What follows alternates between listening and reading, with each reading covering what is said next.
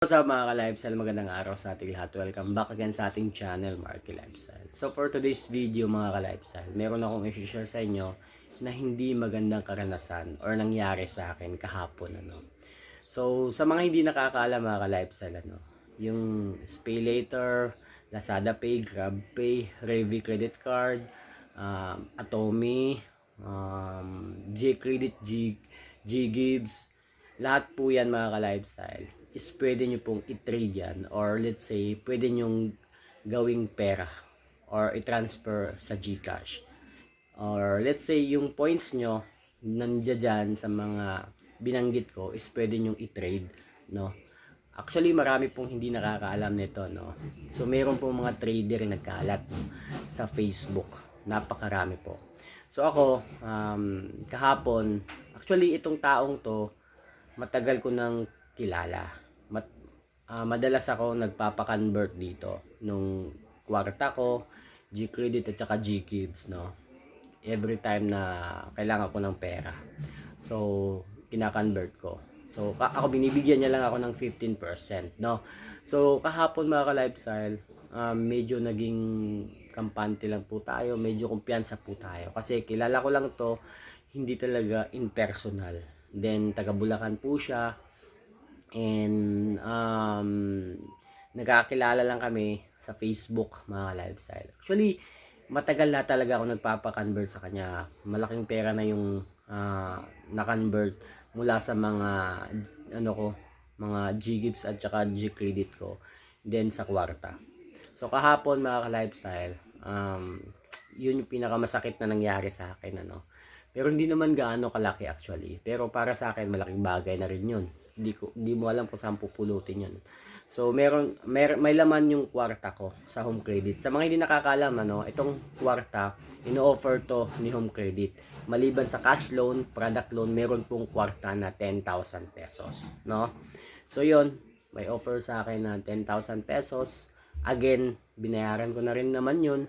And then ipapa-convert ko. So 15% yung inihingi ng trader ko.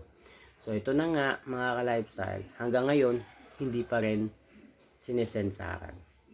So 1.5 yung pinatong na interest sa 10,000 pesos. So okay na yon kasi wala ka namang ibang makikitang trader na kumbaga mapagkakatiwalaan. So ayun, na-trade ko na. So through scan nga pala, mga ka-lifestyle, magbibigay sila ng QR code, then i-scan mo, then doon mo isi-send. Kadalasan hindi ka agad pumapasok, no? Pero pag maganda o yung standing niya, basta papasok po talaga yung perang isi-send mo sa kanila. So this time wala, sad talaga, mahirap po talaga paniwalaan, pero na-scam po ako, no?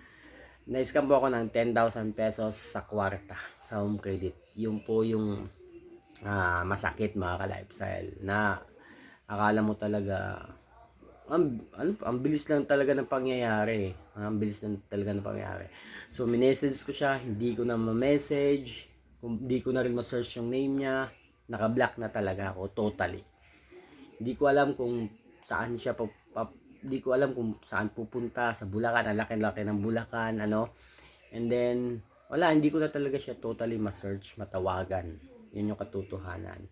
Even though meron ako mga screenshot ng pictures niya, then nakita ko talaga siya sa video, nag-cam to cam talaga kami. Ganyan po talaga yung mga trader, mga ka-lifestyle, para makuha nila yung kanilang kliyente, kailangan po talaga nilang ipakita yung mukha nila sa video, mag-cam to cam yan, para mabilis na mahulog yung loob, mapagkatiwalaan kaagad sila. Ganun yung ginagawa nila, ganun yung nagawa sa akin.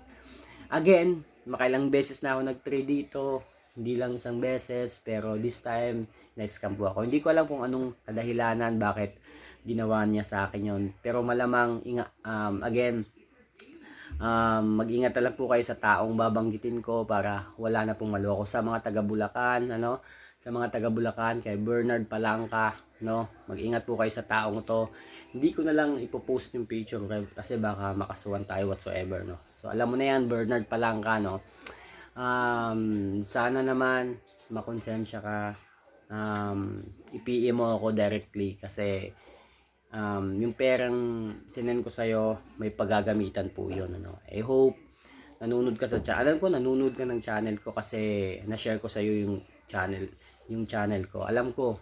Kaya warning na lang to sa inyo, or let's say moral lesson din po talaga sa akin, ano, na wag basta-basta magtitiwala kahit matagal mo nang kilala to, pwede ka pa ring lokohin, no? Pwede ka pa ring lokohin anytime, especially kung malaking halaga na talaga. So, yun. Again, mag-ingat po kayo sa mga trader, ano, sa trader na nagkaalat sa Facebook na kaya nilang mag-trade ng mga points nyo into GCash. Lazada Pay, Grab Pay, Shopee Pay, Pay Later, G-Credit, G-Gives, lahat po yan is pwede pong maging pera, or let's say mag-convert into GCash.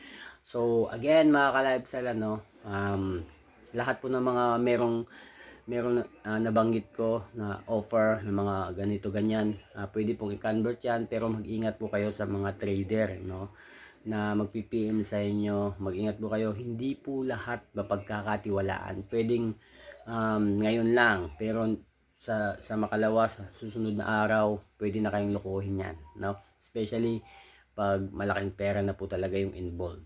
Ganun sila kakupal.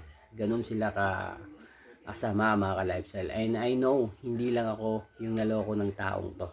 So Bernard, shout out sa iyo. Hindi lang ako yung naloko ng taong to, and I know marami pa. That's why lesson learned na rin sa akin na hindi ko na dapat ipa-convert, no, yung mga kung ano man yung mga coins na meron ako, no. Hirap po talaga. So yun, yun lang share ko lang sa inyo para at least alam nyo na merong mga scammer, no. Marami talagang scammer mga ka-lifestyle, especially kung hindi mo naman talaga totally nakita in personal, no. Hindi mo alam kung paano mo kakasuhan, hindi mo alam kung paano mo pupuntahan sa kanilang lugar, no. Yung masama doon, pag pumunta ka, baka ikaw pa yung mapahamak. So yun yung iniisip ko ngayon, no. Actually nag-email ako whatsoever, gusto ko sanang mag-file, magpa-blatter, pero mahirap na. So again mga ka-lifestyle, ano, sa lahat po ng mga naghahanap ng trader, no, na kaya mag-convert ng ganitong klaseng mga points into GCash or pera, mag-ingat po kayo, no. Marami pong nagkalat na scammer. Ako kahapon lang 10,000 pesos mga ka-lives. 10,000 pesos naglaho na lang na parang bula sa account ko. Sad to say, babayaran ko pa po to kahit hindi ko naman talaga nagamit totally. Yun yung masakit. So, yun lang mga ka-lifestyle, share ko lang sa inyo. Peace.